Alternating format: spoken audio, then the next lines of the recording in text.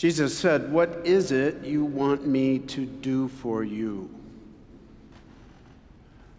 Here at the cathedral, often when the clergy meet with couples in preparing for their wedding ceremony here, we sometimes use materials which include a workbook with some simple exercises to help the couple think about things that are important for their coming marriage and their life together. My favorite exercise in the book is a very simple exercise.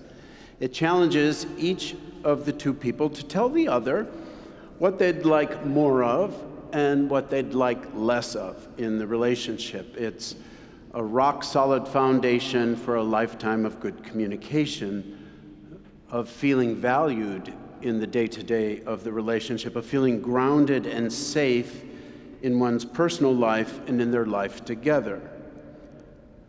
And it's my opinion that along with "I love you," "I'm sorry," "I forgive you," the most important, helpful, life-sustaining, life-giving words are as simple as "I would like," "I would not like," I want," "I don't want," "May I please have."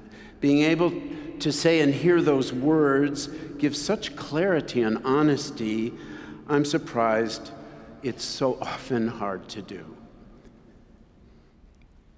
The 1960s Rolling Stones told us you can't always get what you want, but something happens when we ask or are asked directly. Asking for what we want and need makes us fully alive and alert and present, sometimes in the swirl of the drama of our own lives.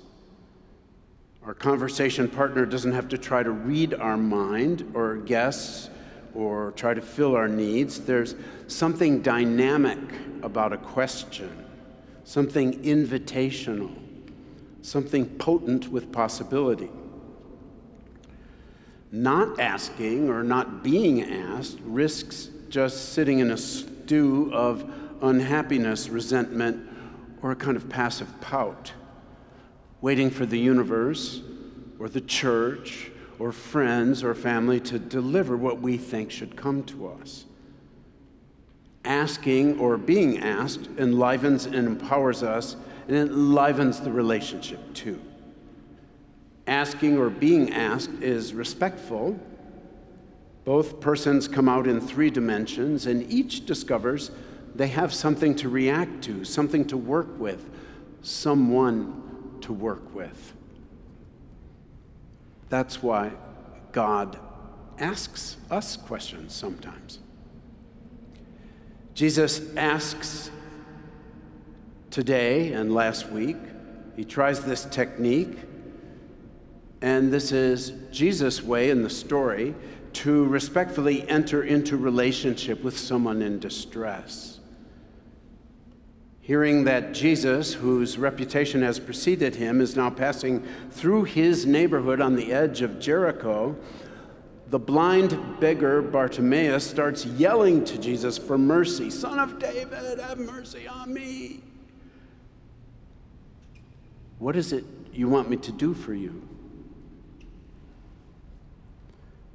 Last week, Jesus asked his closest disciples, "What do you want me to do for you?" And the question opened up a chance for them to blurt out a dull misunderstanding of their lot in the new way of being that Jesus calls the kingdom or the reign of God. "Give us a place at your left hand and your right hand in glory." It's right after Jesus was talking about the cross. We do want a place at the left or right hand in glory, but that was not the question and answer for that moment. They missed the real requirements, which Jesus said, "Well, fine, you must be servant of all." And then for the ultimate consequences of a place in the kingdom, Jesus moves to the next category, the high-stakes questions. Can you drink the cup that I must drink?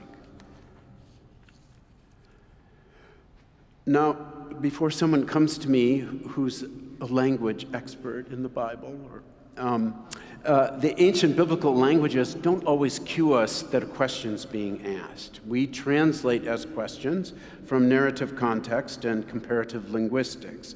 And as always, we try to translate for meaning. And for today's story, and many others, this is important. Note that images of human experience used as examples in the stories, such as sickness, fever, deafness, blindness, leprosy, epilepsy, limbs not completely formed or functional, cognitive disorders, irregular menstrual flow, sclerosis, spine curvature, sexual compulsion, paralysis, mania, inability to speak intelligibly, and the others, these images of a distressed humanity are used in the teaching and healing stories, and it's a bit tricky because they can be interpreted disparagingly or destructively. But like the strongest image of human limitation, that of death, in the Gospels, they're employed to indicate the possibilities for health, wholeness, healing, and restoration of the total person. Sometimes we say spirit, soul, body, but it means also mind, mentality, outlook, horizon, possibility. And that's in contrast to any perceived life-altering deficit, need, or longing. And that's why these questions usually are not seeking information, but serve to challenge and clarify. Now, that's the other interpretive hurdle, the Bible text itself. Well, a question or two that Jesus is asking in the story might actually have been spoken by him and preserved in the decades of remembering, retelling, ruminating, and reworking by the community before the evangelist Mark put pen to parchment or stylus to tablet around the year 70. In all that time, maybe some words are accurately preserved of Jesus. We're pretty careful and prayerful to know that the Gospels aren't transcripts of conversations. They're not even exact descriptions of events in the life of Jesus. The Gospels are pointed stories crafted by the early groups who followed Jesus. They, Mark in this case, each evangelist's pronoun really is they. They, Mark, mixed shared memory of those words and events with their present needs and a living faith in the significance of those words and events for health, for salvation, for them, for the community. We sit in this assembly and we lift up these stories week after week, year after year, century after century, the stories that for us are so familiar and yet continue to astound us. Stories that are often clumsy and pedantic in detail, yet deep and luminous in mystery.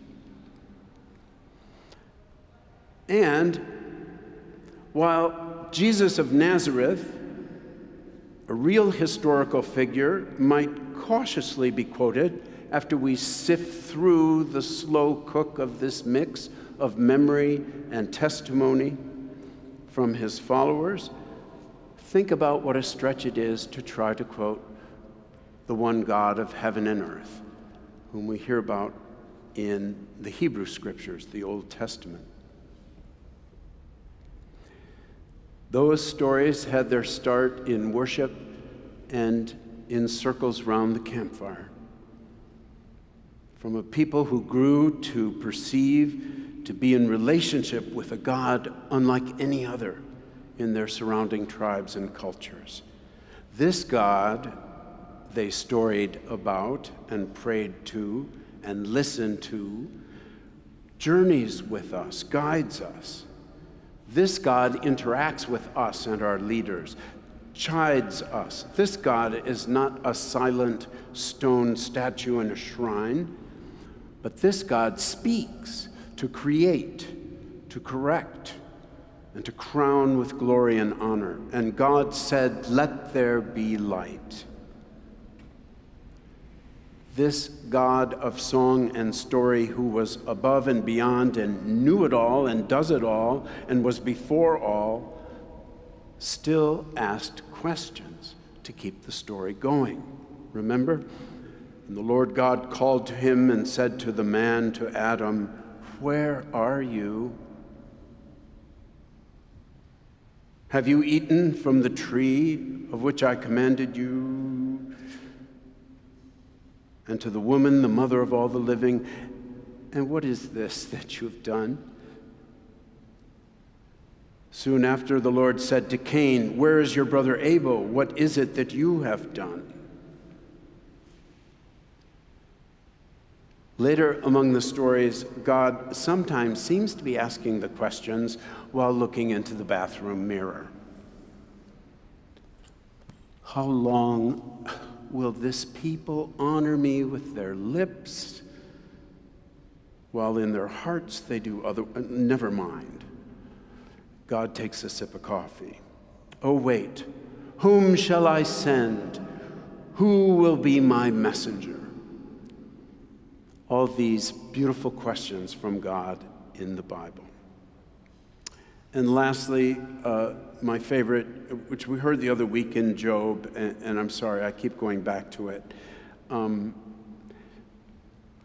Job is patient through every possible trial, and finally Job says, well, maybe God forgot about me. Maybe I'm going to just check in. And God says, "You're going to call me to task? Who do you think made the heavens and grounded the earth?" It was a question just to slow Job down and keep him calm. Every time God and humans are speaking in the Bible, they're like mystery plays that illumine our experience of life and our desire for God and set them up on stage so we can see and hear ourselves more clearly.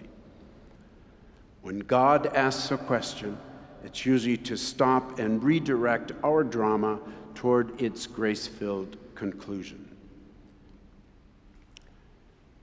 In the New Testament, today's questions line up with the other questions Jesus asks us in order to help us redirect, to rethink, repent, reconsider, recover, in order that we might rejoice. Think of all those questions. Could you not watch with me 1 hour? Who among you wouldn't pull your farm animal out of a ditch on the Sabbath? Why will you not then give healing and dignity to this woman on the Sabbath, this daughter of Abraham? Or that beautiful moment where Jesus says, well, in the market, 2 sparrows are sold for chump change, yet the divine one keeps swarms of them from falling from flight. Are you not worth more than a sky full of sparrows? And then today, to blind Bartimaeus, Jesus' question relates less to his answer, that I may see, than to Bartimaeus' action toward a redirected and dedicated life. It's like a baptism in miniature. A distress call from someone longing for God, Son of David, have pity on me. The divine response in word, bring him to me. Bartimaeus throws off the old baggage of his life, throws off his cloak and leaps toward Jesus. He's welcomed and healed and given a new outlook, and then joins the way to follow Jesus. Last point. As if that weren't enough, in Mark's gospel, the storyline and the geography are very, very clear. In Mark's gospel, the story begins near Jericho, not at Bethlehem. In Mark's gospel, grown-up Jesus on page 1 walks up to John the Baptist, baptizing at the Jordan near Jericho, in the place in the Jordan where the children of the Hebrews first tasted their freedom after the Exodus and came into the promised land with Joshua leading them. It was at that place John was baptizing. It was at that place where Jesus fasted and prayed for 40 days at the beginning of his ministry before heading north back to Galilee. And today, for the first time, Jesus is coming down to Jericho, coming all the way from Nazareth in the Galilee to start the Palm Sunday road up to Jerusalem. Bartimaeus lives this new life of needing God, needing help, having Jesus speak a word, of having a transformative event, and then following in the way, on the way. Jerusalem is the next stop for Jesus and for Bartimaeus. Can you drink the cup I am to drink? Today, what is God asking me? What's God asking you or asking us? Where is your brother Abel? A question that asks us to accept responsibility for the consequences of our actions. Who told you that you were naked? A question that rejects the lies that shame and dishonor us, no matter what we've done or what's been done to us. And the big question, what do you want me to do for you? Talk to me, says God. Tell me where it hurts. Let me hear what's wonderful. Let me hear where we can work together for your healing and the healing of the world. Can you drink the cup? May we join the way and walk with you to Jerusalem.